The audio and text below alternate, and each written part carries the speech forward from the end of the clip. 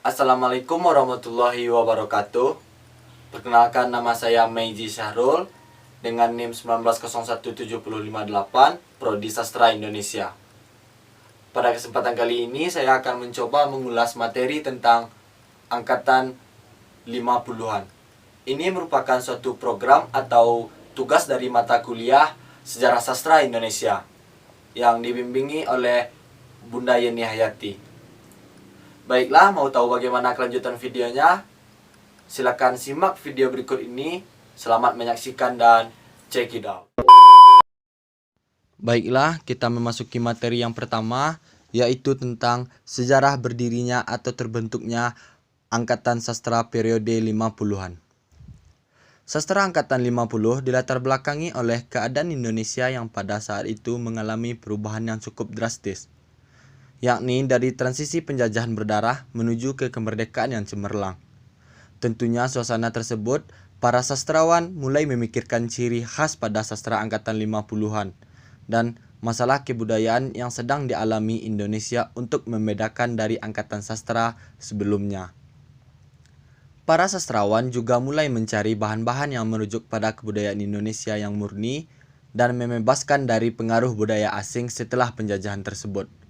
Angkatan periode 50-an ini ditandai dengan terbitnya majalah sastra yang berjudul Kisah yang ditangani oleh seorang sastrawan ternama Indonesia, yaitu yang bernama H.B. Jassin.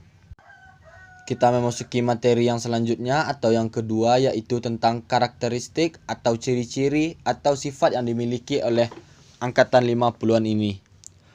Dari beberapa sumber yang saya cari, saya menemukan beberapa karakteristik atau ciri-ciri yang dimiliki oleh periode 50-an ini. Di antaranya adalah sebagai berikut. Yang pertama, umumnya karya sastra sekitar tahun 1950 sampai dengan 1960-an. Yang kedua, sastrawan angkatan 45 juga masih menerbitkan karyanya. Yang ketiga, corak karya cukup beragam. Yang keempat, terjadinya peristiwa G30 SPKI sehingga sastrawan lekra tersingkir. Yang kelima, gaya epik. Yang keenam, gaya mantra mulai tampak balada-balada. Yang ketujuh, gaya ulangan mulai berkembang. Dan yang kedelapan atau yang terakhir adalah gaya puisi atau liriknya umumnya masih meneruskan karya gaya angkatan 45. Hanya sekian karakteristik yang dapat saya ulas pada kesempatan kali ini. Kita memasuki materi yang ketiga, yaitu tentang pelopor atau pendiri berdirinya Angkatan Sastra 50 ini. Kalau kita berbicara tentang pelopor, sudah pasti kita membicarakan siapa yang mendirikan Angkatan 50 ini. Dari beberapa sumber yang saya dapatkan, banyak yang mengatakan bahwa hanya satu orang yang mendirikan atau yang mempelopori berdirinya Angkatan 50 ini, yaitu seorang tokoh Indonesia yang bernama Hans Bagwe Jassin, atau yang lebih dikenal dengan nama H.B. Jassin, adalah seorang pengarang, penyunting, dan kritikus sastra berkebangsaan Indonesia. H.B. Jassin lahir di Gorontalo pada tanggal 13 Juli 1917 dan meninggal di Jakarta pada tanggal 11 Maret tahun 2000. Hanya sekian biografi singkat pelopor Angkatan 50 yang dapat saya ulas pada kesempatan kali ini. Kita memasuki materi yang keempat, yaitu tentang pengarang atau para sastrawan pada angkatan 50 ini. Dari beberapa sumber yang saya dapatkan atau yang saya cari, saya hanya mengambil beberapa sastrawan yang ikut serta dalam angkatan 50 ini. Yang pertama yaitu W.S. Rendra, yang kedua Ajib Rosidi, yang ketiga A.A. Nafis, yang keempat N. Hadini, dan yang kelima atau yang terakhir adalah Pramudia Anantatur. Hanya sekian para pengarang yang dapat saya sajikan pada ulasan yang kali ini.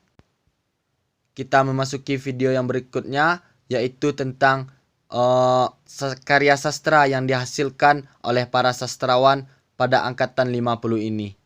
Saya hanya mengambil beberapa orang tokoh, yaitu karya sastra pada sastrawan para periode 50-an. Yang pertama yaitu W.S. Rendra dengan karyanya Balada Orang-Orang Tercinta pada tahun 1957. Yang kedua, Ajib Rosidi, karya sastranya Tahun-Tahun Kematian pada tahun 1955.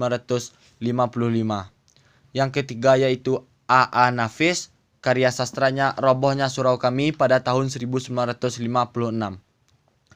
Yang keempat yaitu Trisno Juwono dengan karya sastranya Angin Laut pada tahun 1958. Dan yang kelima adalah N. Hadini, karya sastranya Dua Dunia pada tahun 1956. Hanya sekian para sastrawan yang saya dapat ulas pada kesempatan kali ini. Kita memasuki materi yang terakhir atau yang kelima, yaitu tentang perbedaan angkatan 50 dengan angkatan 45.